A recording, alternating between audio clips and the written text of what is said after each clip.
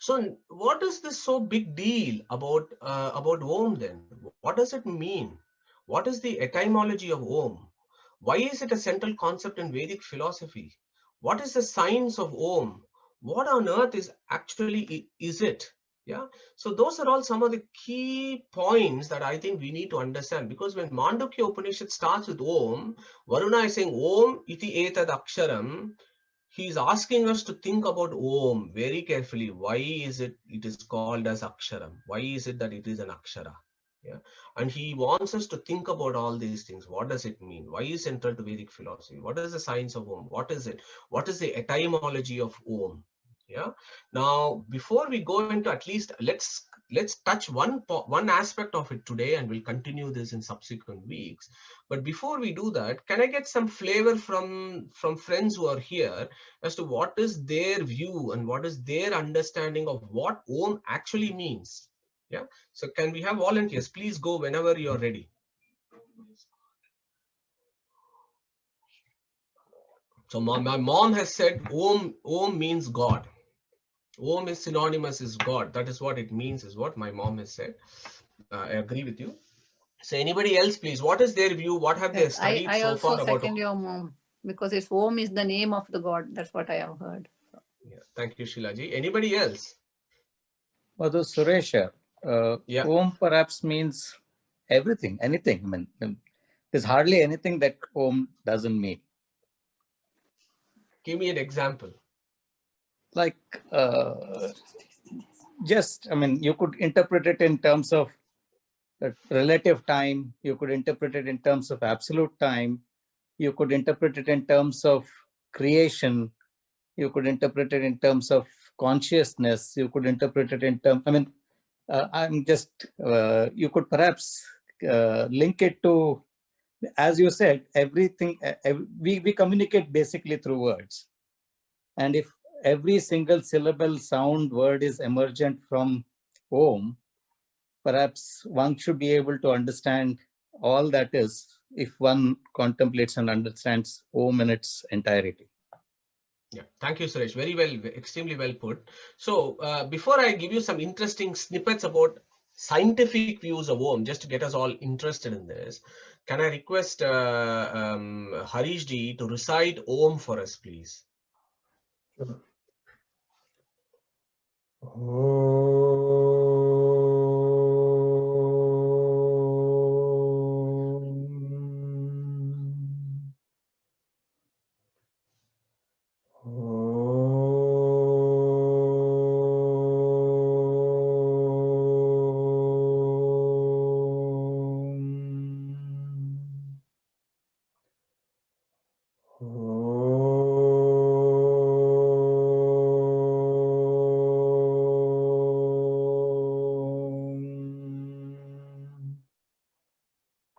Thank you, Harish. So let us just hold on to that the memory of the sound that Harish has so beautifully he's chanted Om, because yes, as Suresh mentioned, the word home it's almost like it's a memory stick. Everything, it's like a USB stick, and everything seems to be included in this. So you could, in that sense, the whole of the universe is actually compressed in that one word Om, which we will see in detail in the coming weeks.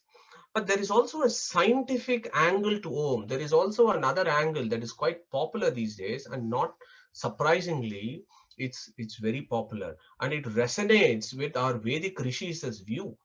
Yeah. Now I have put a note on the left side. I've got a few things there: the sound of the Big Bang, the sound of the sun. Yeah. These two I thought was really interesting. For those of you who want to do some bedtime reading or bedtime listening to something, there is also a program in BBC called The Power of Om, and I've given you a link to that in BBC. It's quite an interesting 30 minutes discussion from a very Western perspective. Yeah, so we don't have to take all that is being discussed in that forum very seriously, but it's interesting. It gives you a flavor as to how the Western view on the power of Om is. Now, Harish so beautifully recited the Om, the Pranava mantra. Okay. Now, in the very first sutra of Badarayana, he said Om Atato Brahma Jignasa. Yeah. So in the Bhashyas and the commentaries of those words, we know that our Vedic scripture, Vedas declare that it gives a sequence as to how creation actually happened. Yeah. So the creation, according to the Vedas, is this Brahman said Om, and then he said Atataha as the next word. So he said Om Atataha, and the whole creation started. Okay. Now, I just want to play this music. This it's not a music; it's a sound. I've actually taken from the physics faculty of Washington University, where they do a lot of work on the Big Bang stuff and the background microwave radiation and the sound. So they had a file in their faculty that actually tells you about the sound of the Big Bang, and this is a reconstruction as to how that sound of the Big Bang would have been when the universe was created.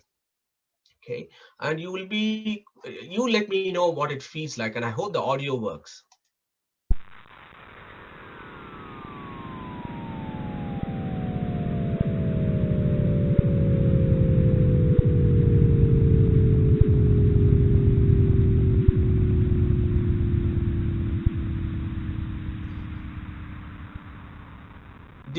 Were you able to hear it okay?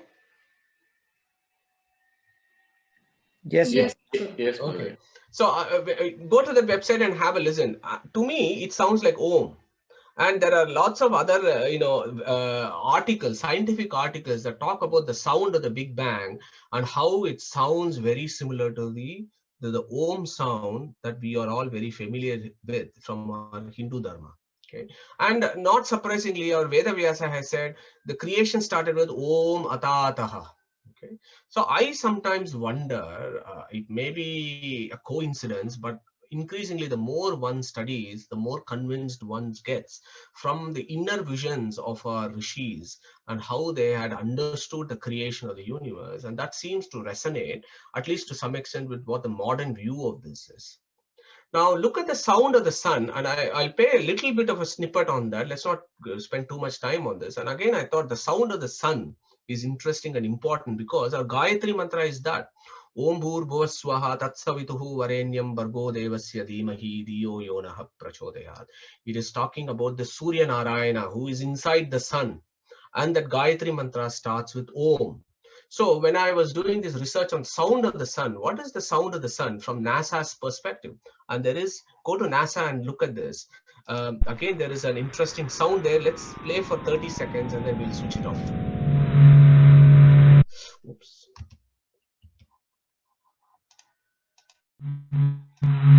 Sensitive enough you'd actually could see this jiggle.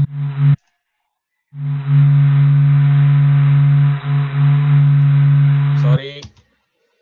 Hang on. It's creating some IT problems.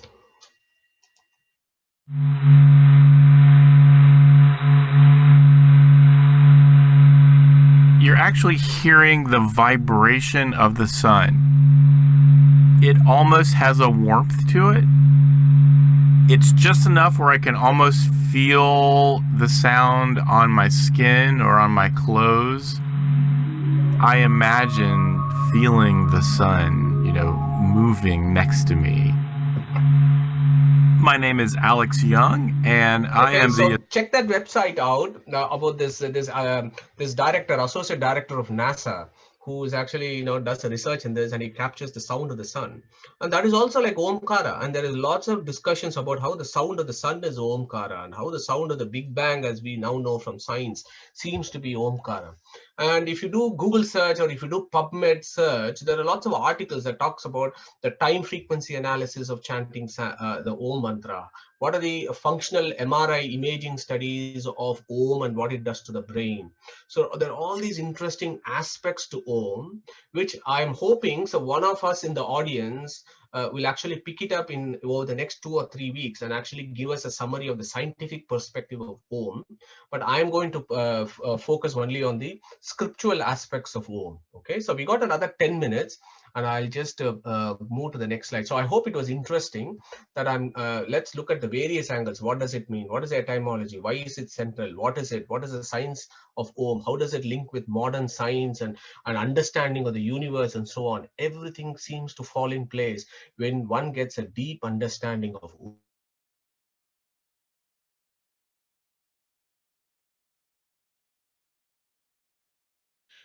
HinduKnowledgeAcademy.com will celebrate Vedic culture and present its philosophies to the modern Hindu in an accessible format. Our ancient heritage is our greatest strength. Through preservation and dissemination, together let us spread positivity in the world. Thank you for listening and welcome to Hindu Knowledge Academy.